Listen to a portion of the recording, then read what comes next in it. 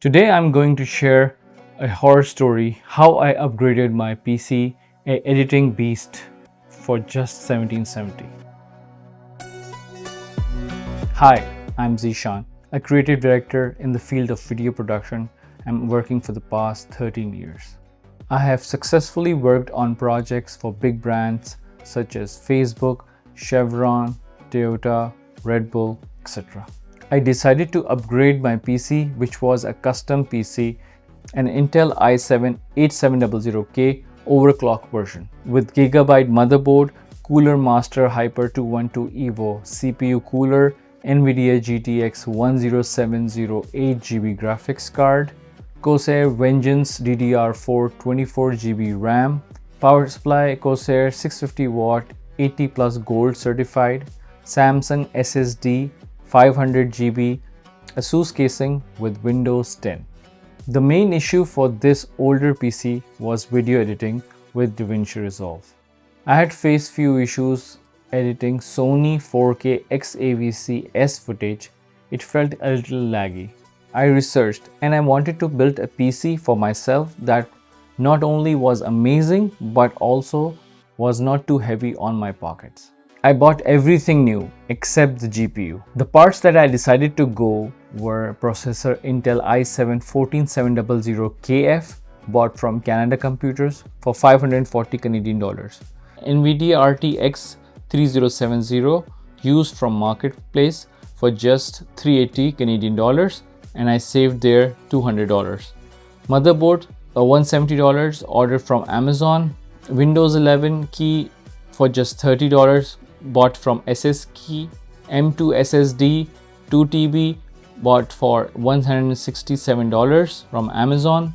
RAM DDR5 64GB bought for $179 ordered from Amazon. DeepCool for just $100 from Amazon. Air Cooler by DeepCool just $69 bought from Canada Computers. And Corsair's power supply bought for $135 850W from Canada Computers, and this has a very long story. The total cost was $1770. Now let's talk about the CPU choice. While AMD Ryzen processors were getting a lot of attention from high-end gaming and editing enthusiasts, I went for Intel because it had a better market share, which translates into an easier resale if you wish to upgrade in future. Secondly, I have always used Intel and it has always proved reliable for me. My previous CPU was Intel i7-8700K. Now what does that number mean?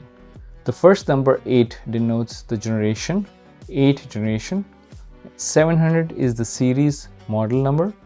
K in the end means it's unlocked, allowing overclocking. So I went with 14700KF, which means it's 14th generation, same 700 series model, and KF means it's unlocked for overclocking, but it doesn't have an integrated graphics GPU. As I was building an editing PC and had plans to use a dedicated GPU, I didn't want to pay extra for an integrated GPU that I knew I would never use. Plus there was a price difference. KF was a little cheaper, around $40 to $50 compared to K. Also in the benchmark results, I noticed that the 14700KF was slightly faster than the 14700K model. Let's talk about the GPU. For the GPU, I went with a slightly used one from Facebook Marketplace, and I got RTX 3070 for just $380, which was quite a deal. I ordered my RAM from Amazon as I got a great deal on Cyber Monday, and got Corsair Vengeance DDR5 64GB for just $179. 2 sticks of 32GB RAMs.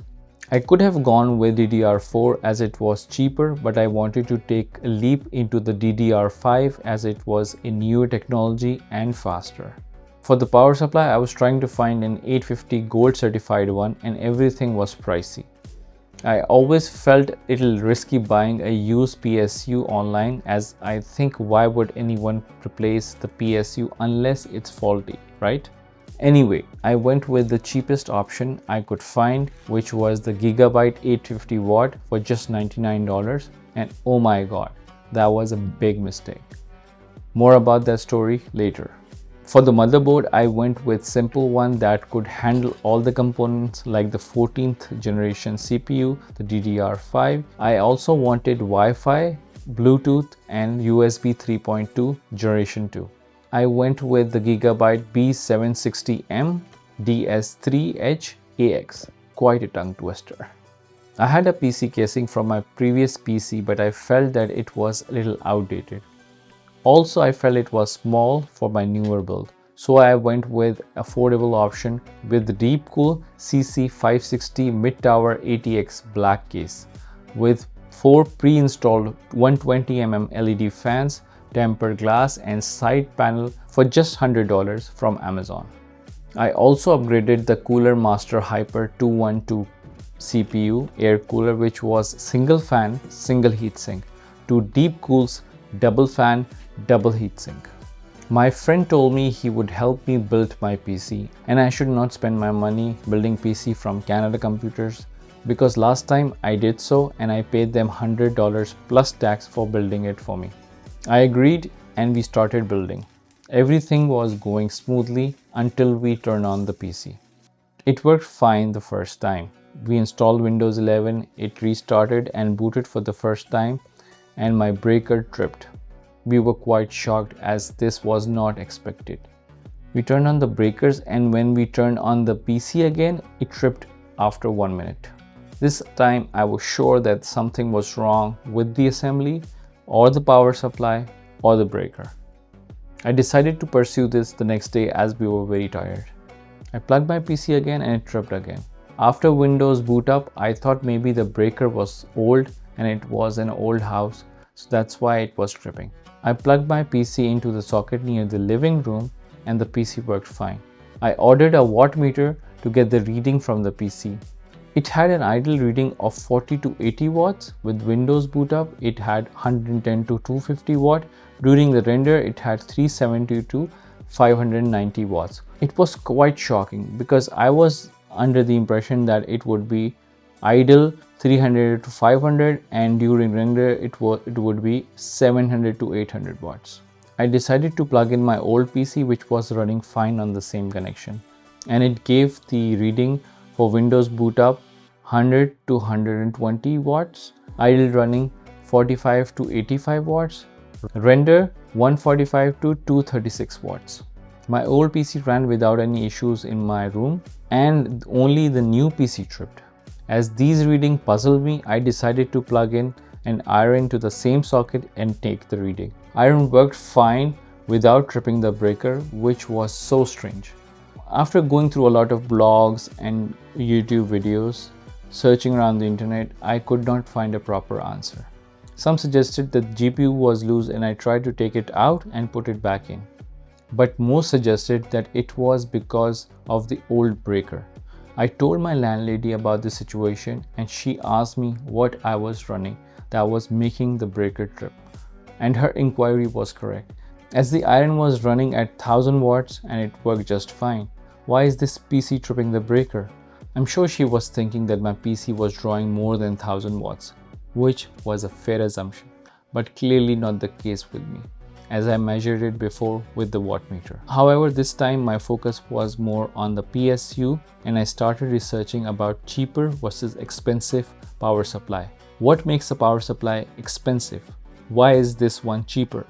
I saw one video of a Russian guy where he tested different power supplies and measured their currents. He said one thing along the lines that most cheap power supplies don't have a circuit that makes the current draw show a spike when the PC needs more power, compared to the expensive PSU in which the graph of the power draw was more linear and smooth. And that was my answer. I took the PC to Canada Computers and asked them to change the power supply. I bought Corsair, which was trusted brand and I had used it before. It was a little expensive than the cheaper Gigabyte one, but it was worth it. They charged $40 extra to swap it and it has worked fine since. The new upgraded editing machine is a beast and it cuts through footage like butter. Sometimes I feel there's a bottleneck in the GPU department and I've thought about upgrading it to 4070 Ti. If you liked my video, please like it, and if you have any questions, don't forget to ask. Please subscribe to my channel to stay updated. Thank you for watching. Bye.